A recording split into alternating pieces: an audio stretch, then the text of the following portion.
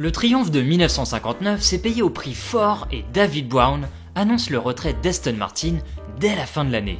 Avec l'avènement d'un championnat du monde réservé au GT dès 1961, la marque affiche toutefois de légitimes ambitions avec sa nouvelle DB4 GT. Développant 300 chevaux mais pesant tout de même 1280 kg, la version compétition de la DB4 GT se révèle très rapide en pointe, mais elle sera régulièrement dominée par les Ferrari 250 GT SWB, nettement plus maniable. La version Zagato de la DB4 GT, apparue à l'automne 1960, se montre nettement plus agressive avec ses 314 chevaux et parfois brutale dans ses réactions. Ses performances en demi-teinte finissent par se ressentir sur les ventes et David Brown annonce son retour en 1962 au Mans. Profitant des largesses du règlement qui autorise l'engagement de GT expérimental, Aston présente la DP212, animée par un nouveau 6 cylindres, donné pour 330 chevaux. Le joli coupé, plus fin et plus léger que la Zagato, dont il est étroitement dérivé, s'offrira le luxe de boucler en tête le premier tour de course,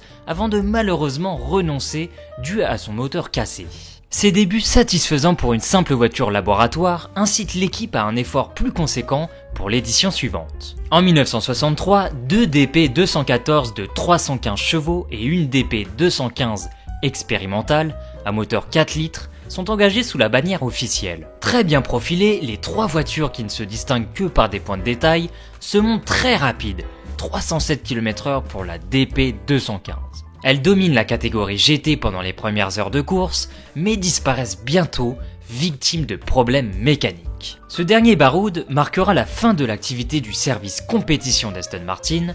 John Wyer rejoint le programme Ford GT40 et les 4 voitures sont vendues. Ainsi, l'une des 214 engagées par Mike Salmon effectuera une brillante prestation en 1964, mais sera bêtement disqualifiée à 4 heures de l'arrivée.